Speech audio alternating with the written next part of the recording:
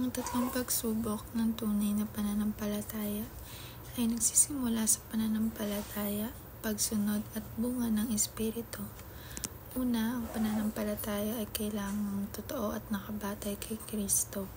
Ang tunay na pananampalataya ay hindi lamang paniniwala sa salita kundi pagtitiwala sa Diyos at pagtanggap kay Jesus bilang Panginoon at tagapagligtas. Pangalawa, ang tunay na pananampalataya ay nasasukat sa pagsunod sa mga utos ng Diyos. Ang sino mang naniniwala kay Kristo ay nakikita sa kanyang gawa at pamumuhay na ayon sa kalooban ng Diyos. Makikita rin ito sa pagmamahal sa kapwa, hindi lamang sa salita kundi sa gawa. Ang pagmamahal ay tanda ng pagkakakilala sa Diyos sapagkat ang Diyos ay pag-ibig. Bukod dito, ang tunay na pananampalataya ay nagbubunga ng pagpapago sa ugali at pamumuhay. Ang bunga ng Espiritu tulad ng pagmamahal, kagalakan, kapayapaan at kabutihan ay nagpapakita ng pagkilos ng Diyos sa buhay ng isang tao. Ang tatlong ito, pagsunod, pagmamahal at bunga ng Espiritu ang nagpapatunay kung totoo ang pananampalataya sa isang Kristiyano. Examine yourself whether you are truly in the faith. From 2 Corinthians 13:5 reminds us to reflect on our relationship with God. It means checking if our faith is truly rooted in Jesus Christ as our Lord and Savior, and if we trust Him fully for our salvation. It also involves looking at our actions to see if we are obeying God's word and living according to the teachings of Jesus.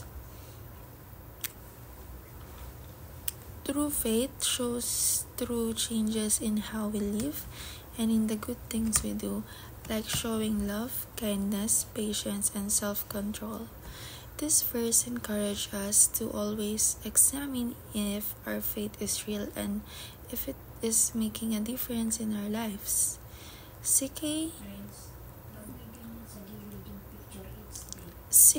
new heart and a new desire is paalala na humingi tayo sa Diyos ng pagbabago sa ating kalooban.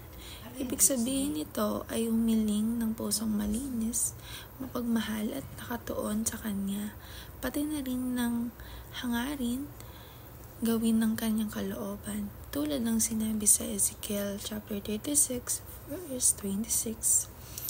Pinangako ng Diyos na bibigyan niya tayo ng bagong puso at bagong espiritu at aalisin ang matigas nating puso upang palitan ng pusong masunurin sa Kanya. Sa ganitong paraan, mabubuhay tayo na may mas malalim na pagmamahal sa Diyos at mas matibay na pagnanais na sundin ang Kanyang utos.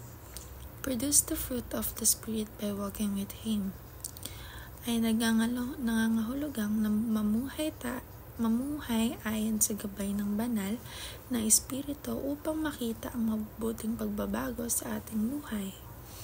Ang bunga ng Espiritu na binabanggit sa Galatians chapter 5 verse 22 to 23 ay pag-ibig, kagalakan, kapayapaan, pagtitiis, kabutihan, kagandahang loob, katapatan, kahinahunan at pagpipigil sa sarili. Ang mga ito ay resulta ng malapit na relasyon sa Diyos at pagsunod sa Kanyang gabay. Kapag tayo ay palaging nanalangin, nagbabasa ng salita ng Diyos at isinang-alang-alang ang Kanyang kalooban, ang ating buhay ay nagiging malinaw. Ang bunga ng Espiritu sa ating ugali at pagkilos.